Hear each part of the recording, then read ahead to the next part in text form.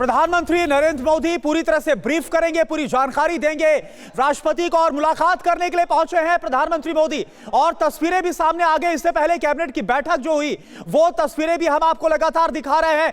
US Rathore sir, आप कुछ add on करना चाहते हैं इस खबर पर? यहाँ जो मनीष ने कहा उससे थोड़ा मैं और जोड़ना चाहूँगा कि राष्ट्रपति को प्रधानमंत्री यही सिर्फ नहीं बताएंगे कि कल रात ऑपरेशन में क्या हुआ, बल्कि ये ऑपरेशन का आगे का क्या अध्याय है और आगे किस तरीके से अनफोल्ड होने वाला है और क्या योजना है उसके बारे में भी ब्रीफ किया जाएगा, क्योंकि भारत यहाँ रुकने वाला नहीं है। बिल्कुल सर। और देखिए ये तस्वीरें आ रही हैं, राष्ट्रपति से मुलाकात करने के लिए पहुंच रहे हैं प्रधानमंत्री और पूरी जानकारी देंगे ऑपरेशन सिंदूर को लेकर। राष्ट्रपति को जानकारी दी जाएगी। सरदाना सर क्या बोलेंगे?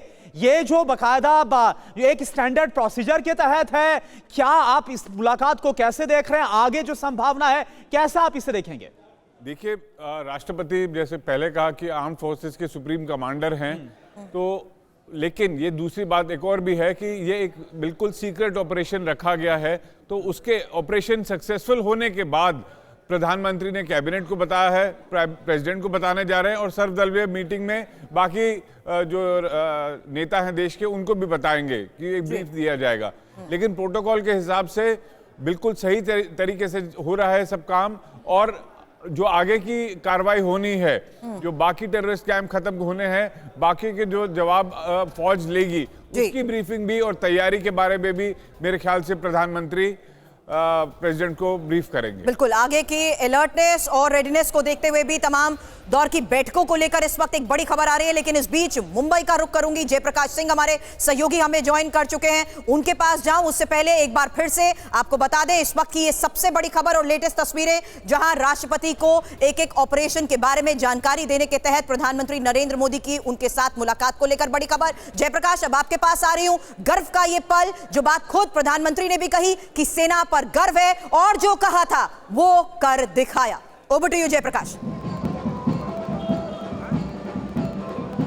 बिल्कुल, देखिए यहाँ पर मुंबई से तकरीबन 60 किलोमीटर दूर हम कल्याण में मौजूद हैं और कल्याण में यहाँ पर बहुत बड़े पैमाने पर जो लोग हैं वो यहाँ पर जुटे हुए हैं। सेलिब्रेशन चालू है। मैं आपको अंदर सेलिब्रेशन की जगह पर लेके चलता हूँ। आप देखेंगे कि यहाँ पर जो आम जनता है वो कितनी उत्साहित है, कितनी जो है खुश है कि पाकिस्तान पर जो हमला है वो भारत ने कर दिया है। और भारत के इस हमले के बाद तिरंगा हाथ में लेकर जो लोग हैं वो डांस कर रहे हैं, नाच रहे हैं, तिरंगा लहरा रहे हैं। और साफ तौर पर हम देख सकते हैं कि लोगों का उत्साह कितना ज्यादा है। पाकिस्तान के जो झंडे हैं वो पैरों तले जो है दबाए जा रहे हैं और पाकिस्तान के झंडे को जमीन के नीचे जो है मसला जा रहा है पैरों से। लोगों का ये सबसे बड़ा उत्साह है कि 22 अप्रैल को पाकिस्तान के आतंकवादियों ने पहलगाम में हमला किया, जिसमें हमारे निर्दोष 27 लोगों की जो है मौत हुई। लेकिन उसके 10 दिन के अंदर, 12 दिन के अंदर जो ये बदला है वो हिंदुस्तान ने ले लिया है। 9 जो आतंकी कैंप है उनको नेस्तनाबूद कर दिया गया है और इन 9 आतंकी कैंपों को नेस्तनाबूद करने के साथ साथ कई आतंकियों को मार गिराया गया है। यह ऑपरेशन सिंदूर है और यह ऑपरेशन सिंदूर है और इसी वजह से यहाँ पर सिंदूर का एक खेला भी यहाँ लोग खेलने वाले हैं। कल्याण में अभी जो झंडे हैं वो लहराए जा रहे हैं। बिल्कुल बिल्कुल। तो पहलगाम हमला जो 26 मौतें है उसका बदला लिया गया, उसका जश्न तो मनाया जा रहा है। नितिन कोहली सर, मैं आपसे समझना चाहूंगा जो सेना की तरफ से ब्रीफिंग की गई, क्योंकि ना सिर्फ जैश ए मोहम्मद बल्कि लश्कर-ए-तैयबा जो कि मुंबई अटैक में शामिल था, जिसकी पूरी साजिश थी, उसकी जड़ पर भी प्रहार किया गया ऑपरेशन सिंदूर के तहत। तो कैसे देखेंगे मुंबई में जो जश्न मनाया जा रहा है, 2008 का ही बदला लिया है?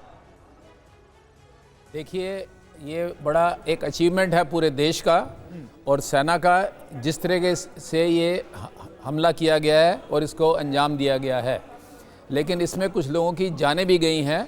तो सेलिब्रेशन तो ठीक है, बट वो एक लिमिटेड ही चीज़ तक होना चाहिए, ये मैं पर्सनली समझता हूँ। सेना ने जो काम किया है, एक्चुअली सेना ने अकेले नहीं किया, ये whole of the nation approach होती है, पूरे देश ने किया है।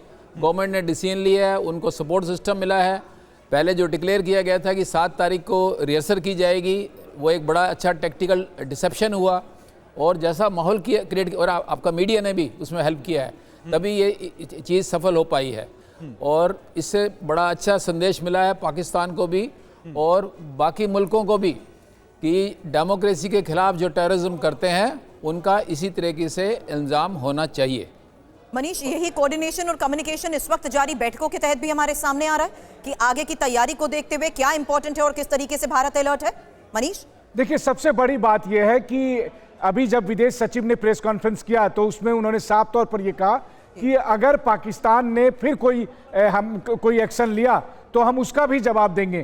तो मतलब साफ है कि रात में भारत ने स्ट्राइक की, रात में भारत के स्ट्राइक से पाकिस्तान की क्या हालत हुई वो तो पूरी दुनिया ने देखा। लेकिन अगर कहीं से किसी भी तरह की हिमाकत करने की कोशिश करता है पाकिस्तान, कोई किसी भी तरह की मिस्चीव हरकत करता है, तो फिर उसका भी करारा जवाब दिया जाएगा। और इसी वजह से सीसीएस की मीटिंग हो, कैबिनेट की मीटिंग हो, इन सब में जहां एक पॉलिटिकल रिजॉल्व निकलकर सामने आता है, वहीं दूसरी तरफ प्रधानमंत्री ने और देश ने जो आर्मी के जिम्मे ये सौंपा था काम, तो आर्मी अभी भी अलर्ट है, तीनों सेनाएं अलर्ट है, तीनों सेनाओं को पता है कि अब आगे क्या करना है। अगर पाकिस्तान की तरफ से कहीं भी थोड़ी सी भी चूक की गई तो वैसी स्थिति में पाकिस्तान का क्या हाल होगा ये तो रात में एक झलक ही दिखा दिया गया था। बल्कि पूर्व आर्मी चीफ जो है वो मनोज नरवाने, उन्होंने कहा अभी तो पूरी पिक्चर बाकी है। ठीक है, इसी को तेवर है देश का। बिल्कुल इसी को आगे लेते हुए यूएस राठौर सर, मैं आपसे पूछना चाहूंगा, और ये तस्वीरें भी, क्योंकि राष्ट्रपति का लगातार जिक्र हम कर रहे हैं, प्रधानमंत्री उनसे मुलाकात करने पहुंचे हुए हैं,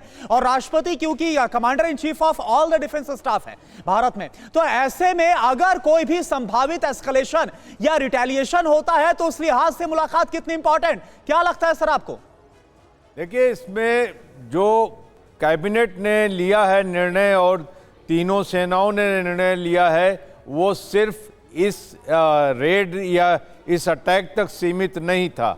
इसके आगे किस तरीके का एस्केलेशन हो सकता है, क्या पाकिस्तान का रिस्पांस होगा और उसके आगे हमारा क्या रिस्पांस होगा, इन सारी चीज़ों पर निर्णय लिए जा चुके हैं। हर चीज़ का असेसमेंट हो चुका है और इसको ये मान के चलना कि यहाँ पर ये चीज़ खत्म होती है वो गलत है। क्योंकि मैं आपको बता दूं कि एलओसी पर इस वक्त बहुत ज़्यादा कशीदगी है और वहां पर आर्टिलरी और मोटर्स के राठौर सर, ख्वाजा आसिफ के बयान के बाद आपको लगता है कुछ करेगा पाकिस्तान? जी हाँ, पाकिस्तान का आएगा। पाकिस्तान ने जो पेशकश की है कि हम अगर आप अब इसके आगे नहीं जाएंगे तो हम इसको रैप अप करेंगे, उनके ख्वाजा आसिफ साहब कह रहे हैं, इसलिए कह रहे हैं कि पाकिस्तान को पता है कि भारत इसके आगे अगर एस्केलेट करेगा तो वही बात आती है कि 4 दिन 5 दिन से ज़्यादा पाकिस्तान इस ताप को झेल नहीं पाएगा। और पाकिस्तान यहाँ पर उनके मुंह से निकल गया कि भारत के साथ ओपन कन्फ्रंटेशन में नहीं आना चाहता, क्योंकि भारत ने सिर्फ अभी टेरर कैंप्स को निशाना बनाया है। कल को अगर सिविल इंफ्रास्ट्रक्चर, आर्मी और बाकी दीगर शहरों को निशाना बनाने की बात आई तो भारत गुरेज नहीं करेगा। लेकिन सुमित, एक सवाल आपसे, इस 25 मिनट में जिस तरीके से ऑपरेशन को अंजाम दिया गया है, जाहिर सी बात है सीक्रेसी के तहत हम एक एक इंफॉर्मेशन जिस लिहाज से दर्शकों के सामने रखते हैं, उसमें आज सेना की तरफ से तो ये साफ हो गया कि बहुत कैलकुलेटिव मूव था और कैलकुलेटिव लोकेशंस, क्योंकि क्यों इन 9 जगहों को चुना गया ये भी अब साफ हो गया। देखिए, बिल्कुल एक बात कही जाती है कि जंग के भी कुछ उसूल होते हैं। भारतीय सेना उन उसूलों को बहुत कायदे से मानती है। आपको याद होगा कारगिल का दौर भी, जब हमने उन टेररिस्टों को और पाकिस्तान आर्मी के लोगों को मारा था, तब हमने उनकी बॉडीज को बहुत अच्छे से क्रिमेट किया। पाकिस्तान आर्मी को पूछा था कि आप ले जाइए, पाकिस्तान आर्मी ने डिनाई कर दिया। और अभी भी अगर आप देखें, भारतीय सेना उस प्रोटोकॉल को फॉलो करती है। उन्होंने किसी भी सिविलियन एरियाज को टारगेट नहीं किया, उन्होंने किसी मिलिट्री इंस्टॉलेशन को टारगेट नहीं किया। और जो बात पहले दिन से लगातार भारतीय सेना कह रही थी, भारत कह रहा था कि हमारा मोटिव ना तो पाकिस्तान से लड़ना है ना उनकी आर्मी से, हमारा मोटिव सिर्फ और सिर्फ हमारी लड़ाई उन टेररिस्ट कैंप से है, उन टेररिस्ट ऑर्गेनाइजेशन से है जो भारत के अंदर आकर बड़े आतंकी घटनाओं को अंजाम देते हैं। और आज कथनी और करनी में दोनों में भारत ने वो साबित भी कर दिया। भारत ने ये बात कही भी और आज करके भी दिखा दिया कि भारत ने सिर्फ और सिर्फ टेररिस्ट कैंप को अटैक किया, किसी सिविल एरियाज को टारगेट नहीं किया, किसी सिविल कैजुअलिटीज को नहीं दिखा। और ये सबसे बड़ी बात होती है, क्योंकि जब आप ऐसे ही स्ट्राइक्स पे जाते हैं तो ये बहुत बड़ा रिस्क होता है कि जब आप इतने फोकस होकर, इतने आप प्रिसाइज होकर अटैक करेंगे